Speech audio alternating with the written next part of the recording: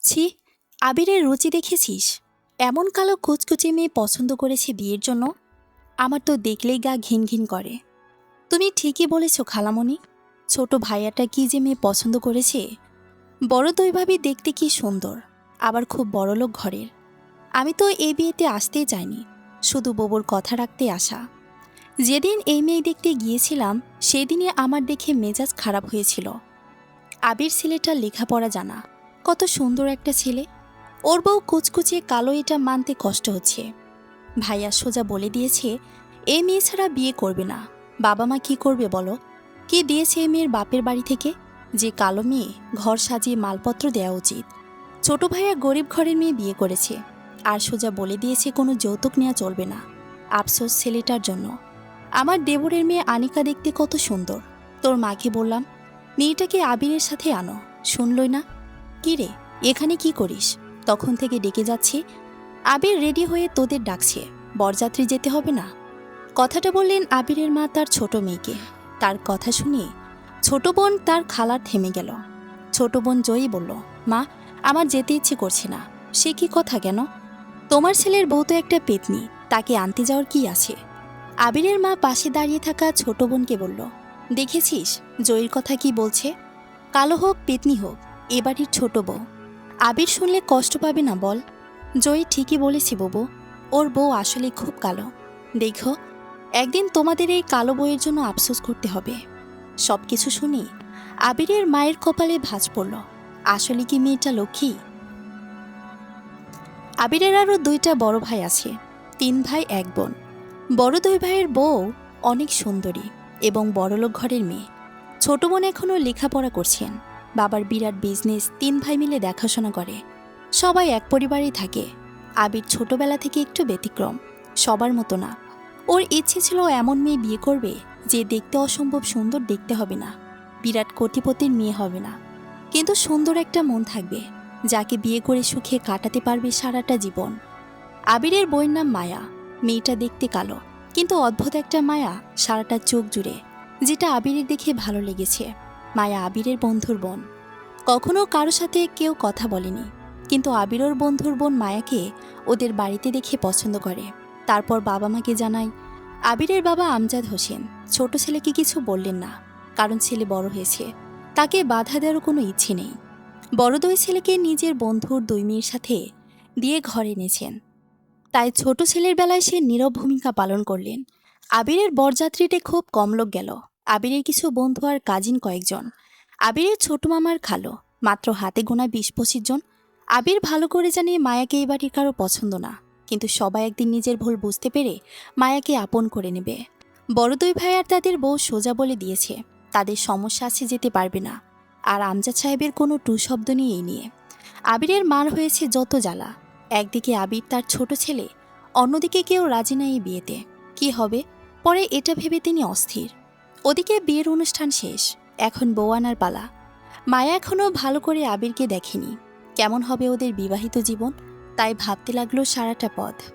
অবশ্য আসার আগে মাকে জড়িয়ে ধরে খুব কেঁদেছিল। বাবা অনেক ছোট থাকতেই মারা যায়, ভাইটাই সব। মায়াকে বাড়িতে আনা হলো। বরণ করতে আবিরের মা এগিয়ে গেল। বড় 2 বোর যার যার ঘরে, জয়ীও এলো না। মায়া শাশুড়িকে সালাম করলো। তিনি একটা সোনার নেকলেস মায়াকে পরিয়ে দিলেন। কিন্তু অদ্ভুত বিষয় হচ্ছে মেয়েটা কালো, কিন্তু নেকলেস পরানোর সাথে সাথেই সমস্ত ঘর আলোকিত হয়ে গেল।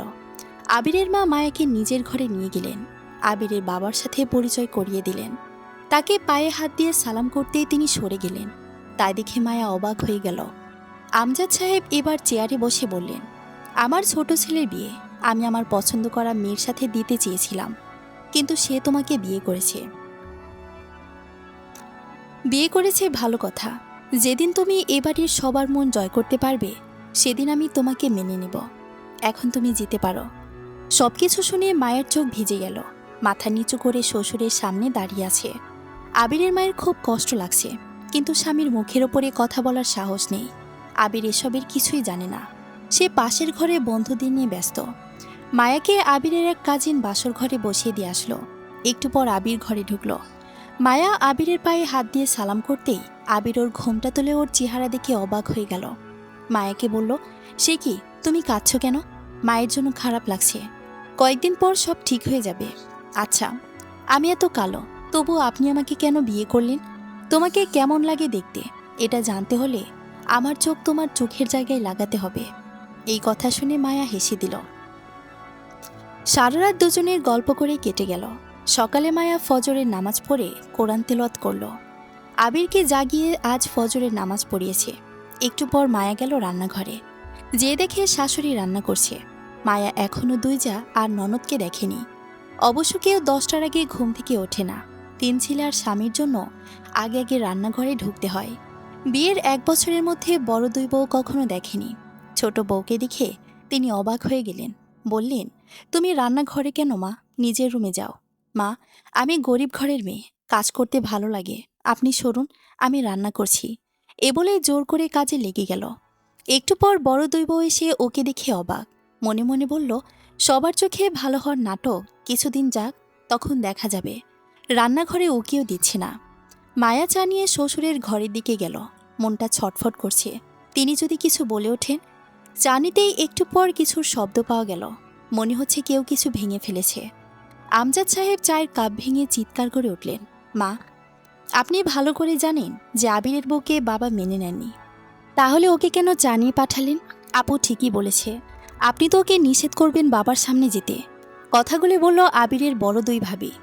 ওদের কথা শুনে আবিরের মা বলল, দেখো বড় বৌমা, মেজো বৌমা, তোমাদের মতো মায়া এবারের বউ, ও যেতে দোষ কোথায়? আমরা তো কিছু বলছি না এই নিয়ে, যা বলার বাবাই তো কাল বলে দিল। আপু চলো তো এখান থেকে, চলে যাই, ওদের অফিসের সময় হয়ে গেছে। দুই বউ চলে যেতে আবিরের মায়ের মনে সংশয় দেখা দিল। বড় দুই বউ ভীষণ অহংকারী, কিভাবে মায়াকে আপন করে নিবে আল্লাহ ভালো জানে। তিনি তড়িঘড়ি করে নিজের ঘরের দিকে এগিয়ে গেলেন। দেখতে পেলেন আমজাদ সাহেব চায়ের কাপ ফেলে দিয়ে মায়াকে রাগের সাথে বলছেন, দিলে তো সকালে আমার মেজাজ খারাপ করে।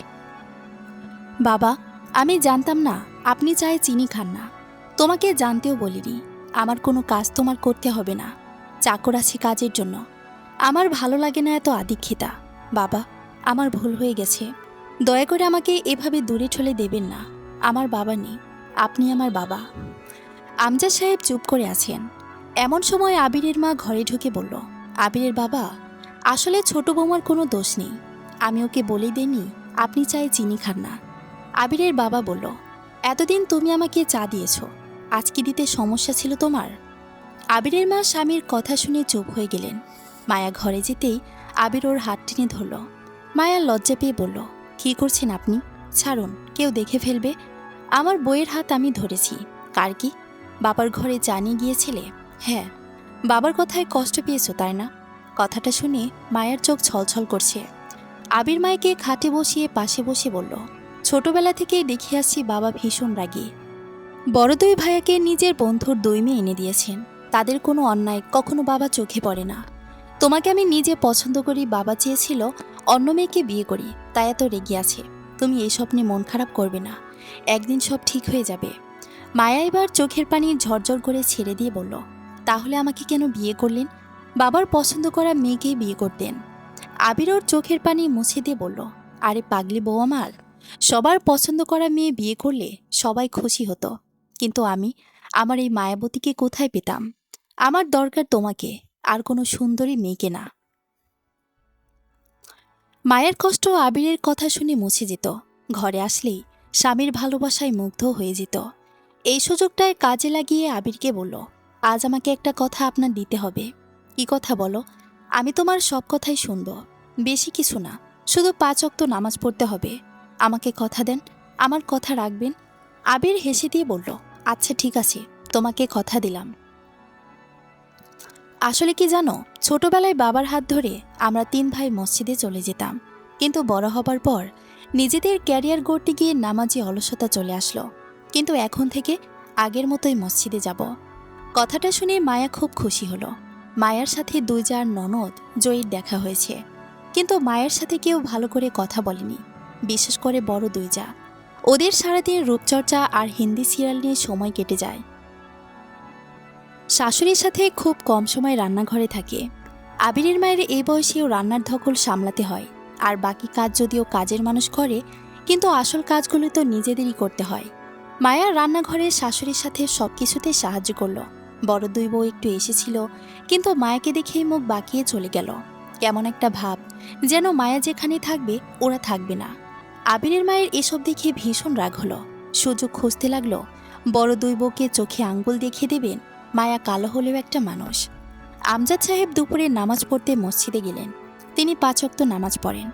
ছেলে বউদেরও পড়তে বলেন, কিন্তু কেউ তার কথা শোনে না। কিন্তু আজ যখন ফজরে আবিরকে মসজিদে দেখলেন, ওনার খুশি লাগলো। আবার বাসায় এসে ছোট ছেলের ঘর থেকে কোরআন শরীফের গুনগুন আওয়াজ শুনে মনটা শান্তিতে ভরে গেল। জোহরের নামাজে আবিরকে দেখে মনে মনে বললেন, দেখা যাক ছোট বউ কতদিন এই অপদার্থকে মানুষ বানাতে পারে। তিনি খুশি হলেও সেটা প্রকাশ না করে বাসায় চলে এলেন। আমজাদ সাহেব সোজা বলে দিয়েছেন, সারা দিন কে কোথায় থাকো আমি জানি না, কিন্তু দুপুরে সবাই একসাথে বসে খাবো। এই নিয়ম অনেক দিন থেকেই চলে আসে। তিনি নামাজ শেষ করে আসতেই সবাই খাবার টেবিলে চলে আসলো। খাবার টেবিলে আবিরের মা এবং বড় দুই বউ খাবার সাজাচ্ছে। মায়া ঘরের ভেতরে সবার সামনে আসতে চাইছে না। আবিরের যদিও খারাপ লাগছে, কিন্তু মায়া বলেছে, আপনি সবার সাথে খেয়ে নিন, আমি পরেই খাবো। আবির ওর কথা শুনে বলল, ঠিক আছে, তোমার কথা রাখতে সবার সাথে বসে আমি অল্প খাবো, পরে কিন্তু তুমি যখন খাবে আমাকেও খাইয়ে দিতে হবে। কথাটা শুনে মায়া হেসে দিল। আমজাদ সাহেব সবাইকে নিয়ে খাচ্ছেন। আজ রান্না হয়েছে গরুর মাংস ভুনা, ছোট মাছ চচ্চড়ি, বেগুন ভাজি আর রুই মাছের মাথা দিয়ে মুগ ডাল। মায়া অনেকটা জোর করে শাশুড়ির কাছ থেকে এইসব নিয়ে রান্না করেছে, কিন্তু ওনার বুকটা ঢিপঢিপ করছে খেয়ে সবাই কিছু না বলে। কিছু সময় পর আমজাদ সাহেব বললেন, অনেকদিন পর একটা ভিন্ন স্বাদের স্বাদ পেলাম। কে রান্না করেছে? বড় বৌমা নাকি মেজ বৌমা? আবিরের মা ঝটপট উত্তর দিল, ছোট বৌমা সব রেঁধেছে। সবাই ওনার কথা শুনে মুখ অবাক হয়ে গেল। বড় দুই ছেলে বলল, তুমি ঠিকই বলেছ বাবা, রান্না অনেক ভালো হয়েছে। রোজ মায়ের হাতে রান্না খাই, আজ ভিন্ন স্বাদ। মা ছাড়া তো এ বাড়িতে রান্না করার কেউ নেই, আজ কেউ আসলো তাহলে। ওদের কথা শুনে বড় দুই বউ রেগে আগুন। মনে মনে ঠিক করলো, ওই পেতনিকে উচিত শিক্ষা দিতে হবে। এভাবে কেউ আগে বলেনি।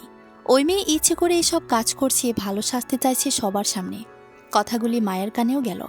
মায়া খুব খুশি আগের থেকে, আরও বেশি সংসারে মন দিল। ওদিকে দু বউ সারাদিন মায়াকে শায়েস্তা করার ফন্দি করতে থাকে, কিন্তু পারে না। মায়া ভালো করে বুঝতে পারে তার কিভাবে চলা উচিত। মায়া এখন বেশিরভাগ সময় শাশুড়ির সাথে সময় কাটায়। শ্বশুরের কিছু লাগলে সেটা করে, কিন্তু আড়ালে থেকে যেটা আমজাদ সাহেব খুব ভালো করেই বুঝতে পারেন, সেদিন সবাই ঘুম।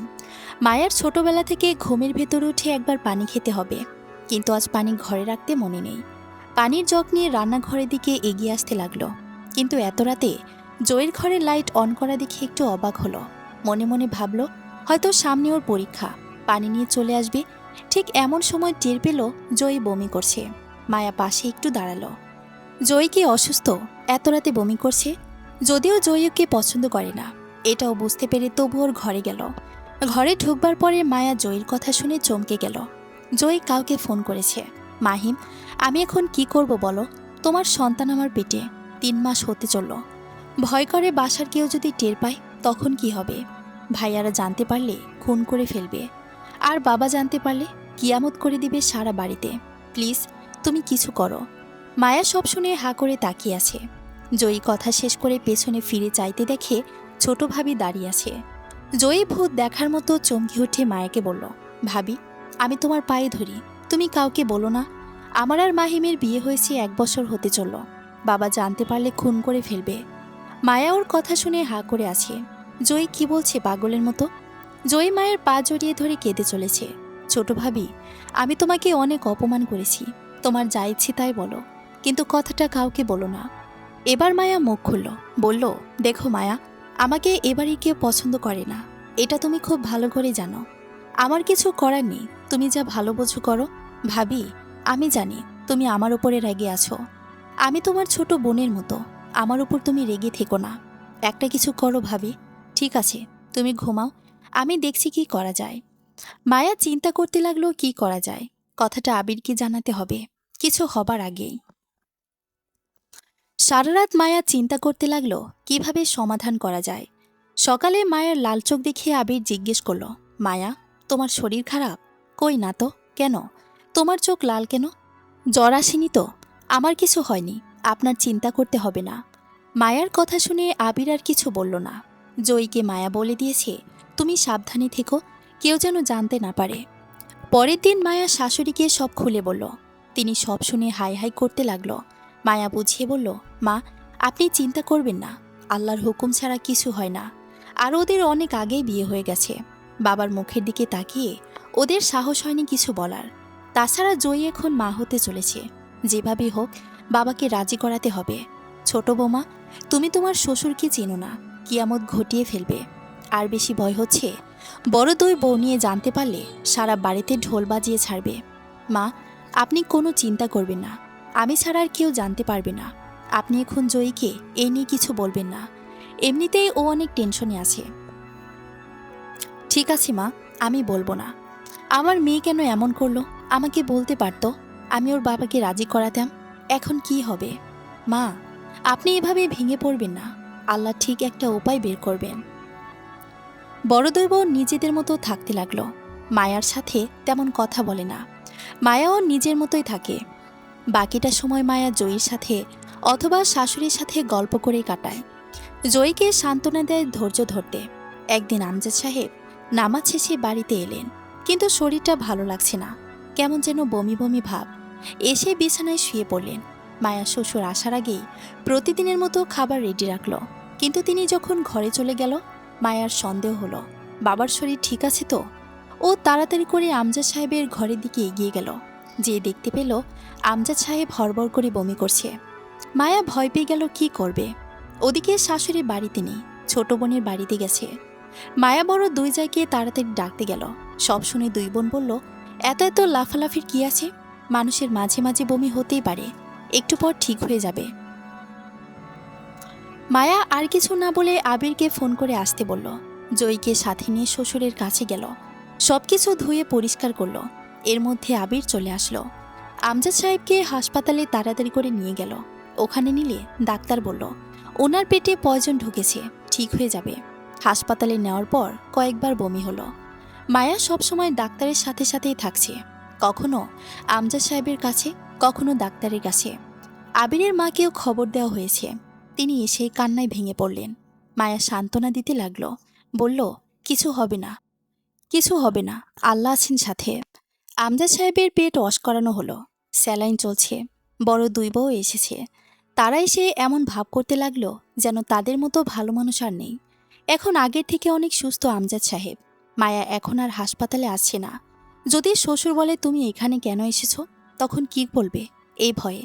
বড় দুই বউ এই সুযোগ কাজে লাগিয়ে ভালো সাজতে লাগলো। দুদিন পর আমজাদ সাহেব বাড়িতে এলেন। এখন অনেক সুস্থ। মায়া শ্বশুরের সামনে এলো না, দূর থেকে দেখে চলে গেল। পরদিন সবাই দুপুরে খেতে বসল। এমন সময় আমজাদ সাহেব বললেন, আবিরের মা, ছোট বৌমাকে ডাকো, আমাদের সাথেই খাবে। সবাই আমজাদ সাহেবের কথা শুনে মুখ চাওয়াচাই করতে লাগলো। তিনি আবার বললেন, কি হলো, ডাকো। মায়া কাছেই ছিল। জয়ী তাড়াতাড়ি করে মায়াকে নিয়ে আসলো।